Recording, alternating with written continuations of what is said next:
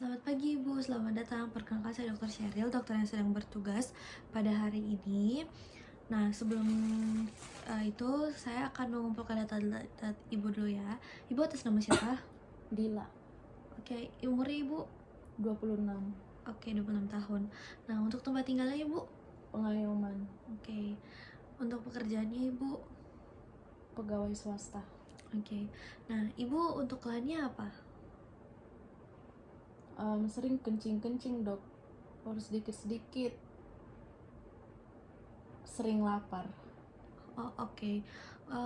Untuk cari tahu keluhan ibu ini, saya akan melakukan beberapa pemeriksaan. Yang satunya itu adalah glukosa urin. Nah, sebelumnya itu ibu harus puasa selama kurang lebih 8-12 jam ya ibu ya.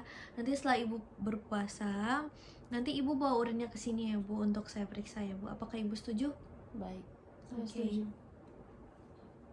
Nah, jadi sekarang saya akan menjelaskan tentang tes glukosa urin, di mana yang pertama itu adalah tahap praanalitik. Itu kita untuk persiapan pasien sendiri kita sama seperti kita akan melakukan gula darah puasa maupun tes glukosa darah postprandial. Nah, selanjutnya itu ada persiapan sampel, di mana persiapan sampelnya sendiri itu yang pertama itu sampel urinnya itu dapat kita ambil secara bersamaan dengan pengambilan sampel darah, di mana baik itu dia tes glukosa urin puasa maupun tes glukosa urin postprandial. Nah, sampel urinnya sendiri itu dapat kita ambil sewaktu postprandial atau 1,5 sampai 3 jam setelah setelah dikemihkan, ataupun urin sewaktu. Nah, urin yang telah kita ambil ini kita simpan di dalam penampungan.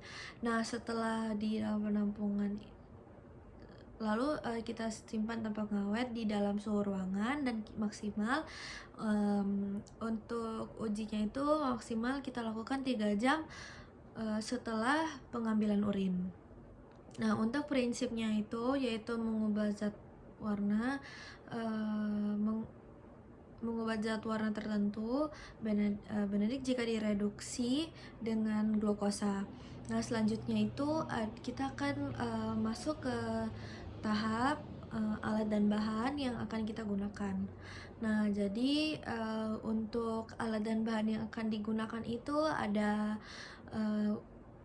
sampel urinnya dengan reagen Benedict, lalu tabung reaksi, lalu pembakar Bunsen, lalu kasas, dan juga gelas piala. Lalu ada juga pipet tetes. Lalu untuk tahapnya sendiri itu adalah kita memasukkan 5 ml reagen Benedict ke dalam tabung reaksi sebanyak 5 ml.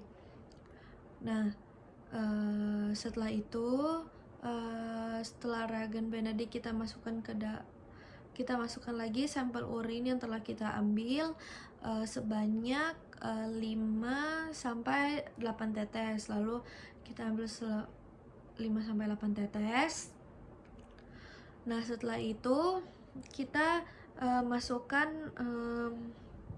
tabung reaksi ke dalam gelas piala. Lalu sebelum itu kita didihkan terlebih dahulu air yang terdapat di dalam gelas piala.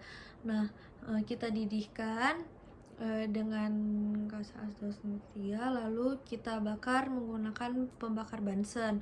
Lalu kita bakar, lalu kita tunggu mendidih. Setelah itu kita celupkan atau kita rendam tabung reaksi tadi ke dalam air yang telah mendidih. Lalu kita pastikan semua bagian sampel itu tercelup di bagian air yang mendidih. Lalu kita tunggu setelah 5 menit. Lalu setelah 5 menit kita angkat dan kita kocok. Lalu kita lihat hasil reduksinya itu dia berwarna apa. Nah, jika dia berwarna biru, itu artinya indikasinya tidak ada diabetes mellitus, karena jika terjadi warna biru itu berarti tidak kadar glukosa itu di bawah 0,5%. Nah, selanjutnya untuk interpretasinya, yang pertama itu jika warnanya yang didapatkan itu hijau, kekuningan, dan keruh, itu adalah positif 1+, di mana itu kandungan glukosanya adalah 0,5% sampai 1%. Nah, yang kedua itu adalah warna kekuningan, keruh, artinya positif 2+, yang berarti kadar glukosanya itu adalah 1 sampai 1,5%. Nah, selanjutnya itu jika warnanya jingga atau warna lumpur keruh itu dia positif 3+.